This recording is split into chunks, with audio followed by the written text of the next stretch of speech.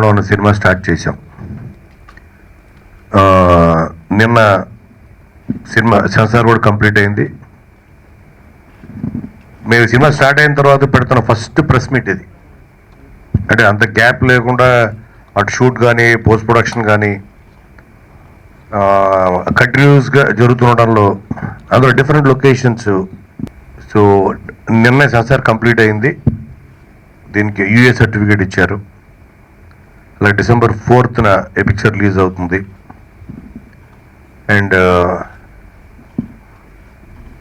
ఈ సినిమా నా కెరియర్లో డి అన్నది ఒక మైల్ స్టోన్. అంటే నా కెరియర్ గ్రాఫ్ని మార్చిన సినిమా అది అప్పట్లో. సో దాంతో ఒక రైటర్గా ఒక గుర్తింపు నాకు తీసుకొచ్చిన సినిమా డి. ఆ తర్వాత ఎన్నో సినిమాలు రాసిన Dhee will always be special film in my career. అలాగే ఆ డి వచ్చి 2007-06. సో ఆఫ్టర్ ఆల్మోస్ట్ 10 years తర్వాత, ఆఫ్టర్ డికేడ్, మళ్ళీ శంకరాభరణం అన్న సినిమా మరొక కొత్త అధ్యాయానికి ఇది తెరతీస్తుంది అని ఖచ్చితంగా చెప్పగలను. మళ్ళీ ఒక టర్నింగ్ పాయింట్. ఎందుకంటే ప్రతి టెక్నీషియను, ప్రతి ఆర్టిస్ట్ సినిమా ఇండస్ట్రీలో ఒక స్ట్రీమ్లో కొట్టుకుపోతుంటాడు. సర్వైవల్ కోసం అవ్వచ్చు, సక్సెస్ కోసం అవ్వచ్చు. సో ఆ ప్రవాహంలో మధ్యలో బ్రేక్ తీసుకోలేని పరిస్థితి. మనకి ఏం జరుగుతుంది, మనం ఏం చేస్తున్నాం, ఏం రాస్తున్నాం, ఏం తీస్తున్నాం, మళ్ళీ చెక్ చేసుకునే టైం కూడా ఉండదు ఆ ప్రవాహంలో పడిపోయిన తర్వాత. బట్ ఒక టైం వస్తుంది ప్రతి ఆర్టిస్ట్కి, ప్రతి టెక్నీషియన్కి.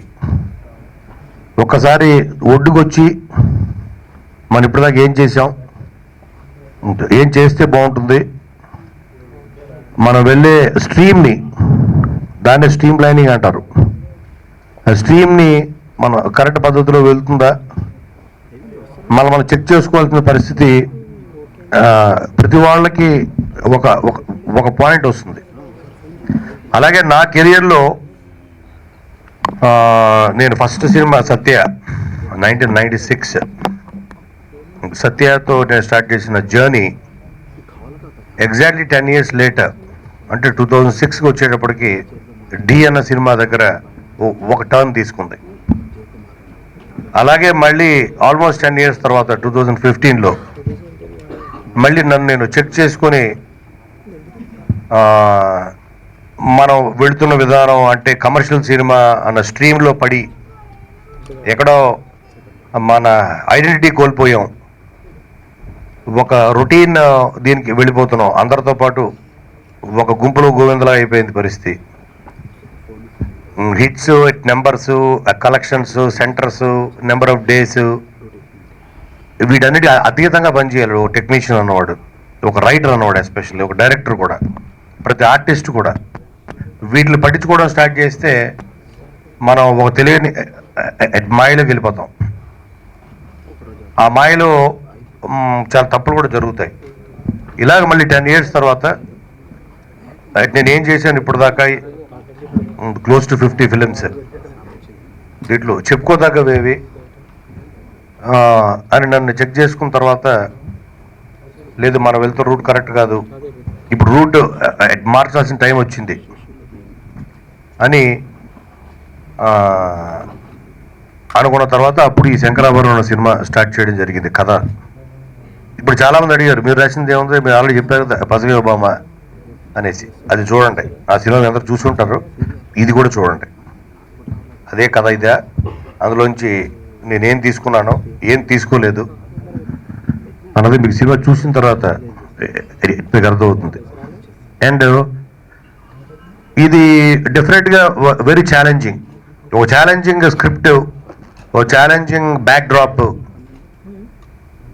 ఒక ఛాలెంజింగ్ ఒక స్క్రీన్ ప్లేతో ఇది తయారు చేయడం జరిగింది. ఇంత ఛాలెంజ్ ఒక మనిషి వల్ల కాదు పోయడం, అని తీసుకోవడం.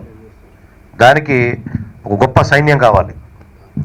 ఎనీ బ్యాటిల్, ఎనీ మ్యాచ్ దానికి గెలవాలంటే మంచి టీం కావాలి. సో కొన్నిసార్లు టీం ఫెయిల్యూర్ వలన కూడా మ్యాచెస్ టీం వర్క్ లేకపోవడం వల్ల మ్యాచెస్ ఫెయిల్ అవుతుంటాయి. బట్ నాకు ఫార్చునేట్లీ అంటే థింగ్స్ ఫాలింగ్ ఇన్ ప్లేస్ అంటారు, దీనికి everything at fall in place. ఈ కొత్త ప్రయత్నానికి నాకు టీము అంటే అనుకున్నప్పుడు ప్రవీణ్ లక్కరాజు కానీ, స్టార్టింగ్ సాయి శ్రీరామ్, ఇక్కడ గీతాంజలి నుంచి మా జర్నీ స్టార్ట్ అయింది. నా ఫస్ట్ ఏ థాట్ వచ్చినా ఫస్ట్ సాయి శ్రీరామ్తో షేర్ చేసుకుంటా, అతనితో ఫస్ట్ డిస్కస్ చేస్తా బ్యాక్ డ్రాప్స్ ఇవన్నీ. అలాగే సాయి శ్రీరామ్ నుంచి స్టార్ట్ చేస్తే ప్రవీణ్ లక్కరాజు, అలాగే మా ఉదయ్, అలాగే చోటాకే ప్రసాద్, శివ తుర్లపాటి, శ్రీజో, ఎవ్రీబడి అందరూ. So we are all in sync. ఎందుకంటే ఆ సింక్ లేనప్పుడు టెక్నీషియన్స్ మధ్యన, ఆర్టిస్టుల మధ్యన ఆ సింక్ లేనప్పుడు టెక్నీషియన్స్కి ఆర్టిస్టుల మధ్యన గ్యాప్ ఉంటే అది స్క్రీన్లో తెలిసిపోతుంటుంది.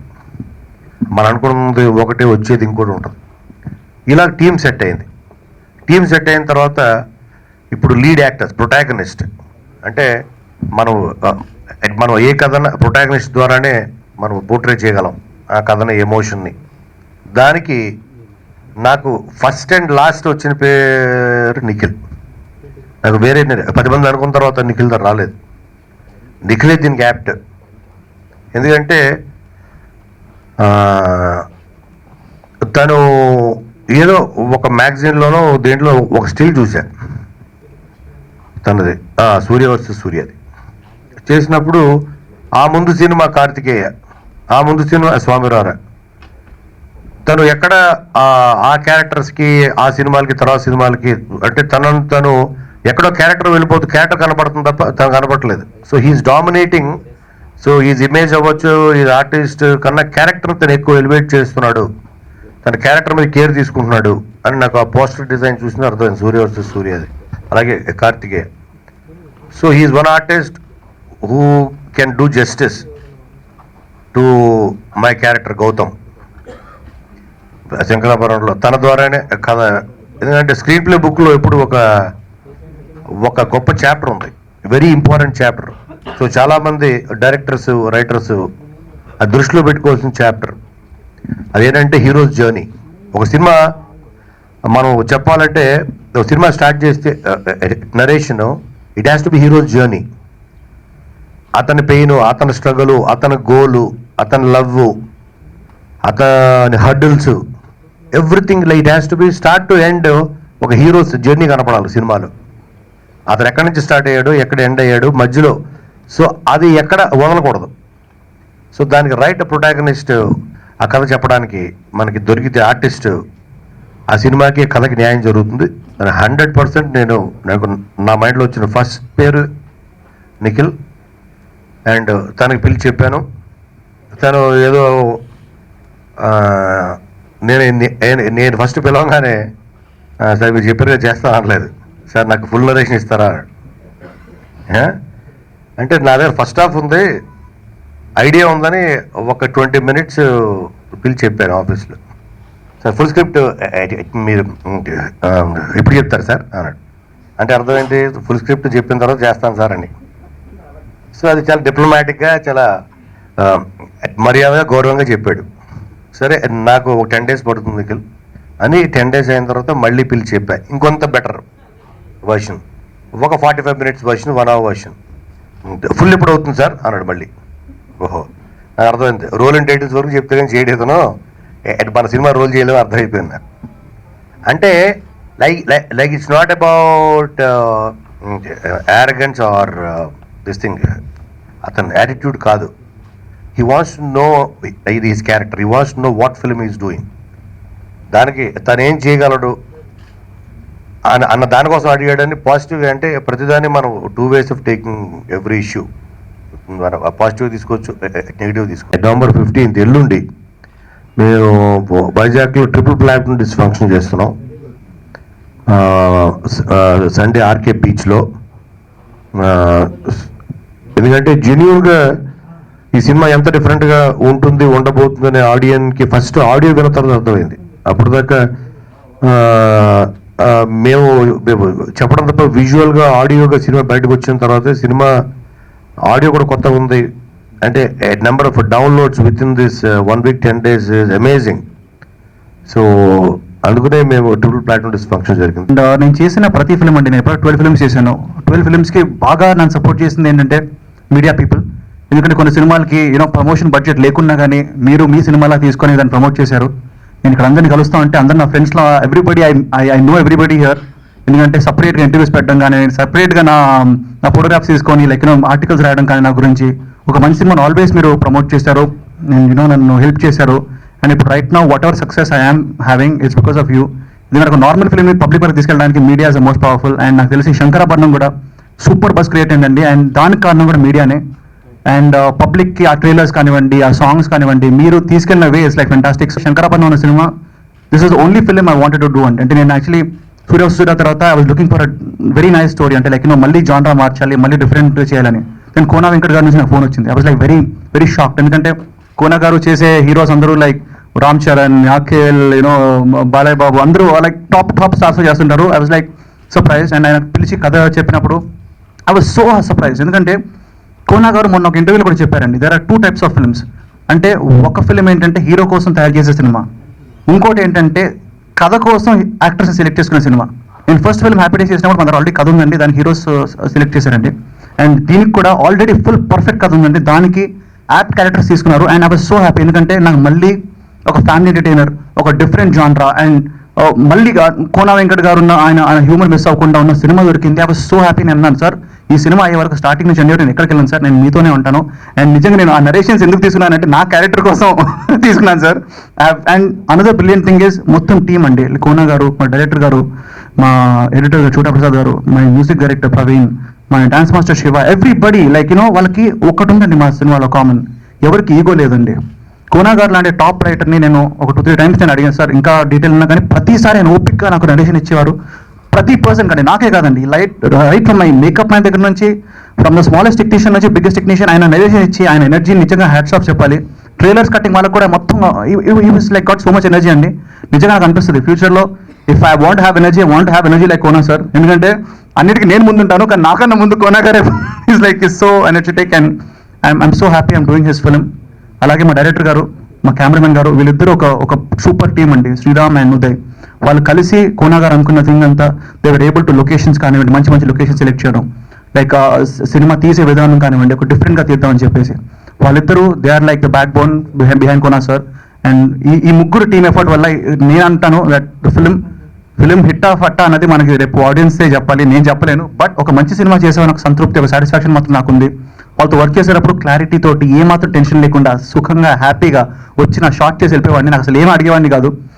And I want even thank the whole team. Nanditha, she is such a professional heroine. తను వస్తుంది, she does a work and she goes away and she's cooperating for normal heroines. Promotions ఎక్కువ రారండి, but this heroine is like there. And ఇప్పుడు right తన schedule మొత్తం తీసుకుంటున్నాం, promote the film. I'm really happy అండి, ఎందుకంటే no, I'm not making a comment. So I'm really happy that I'm part of Shankarabharanam, and December 4th మా cinema release అవబోతుంది. And నాకు తెలిసి ఇప్పటికీ hours is only solo Telugu film which is releasing, which is a very good thing. ఎందుకంటే ప్రతి cinema space out అవుతూ మాకు December 4th రోజు రాబోతుంది. అండ్ మళ్ళీ ఒక క్లియర్ ఫిల్మ్ అండి, there is no vulgarity in the film.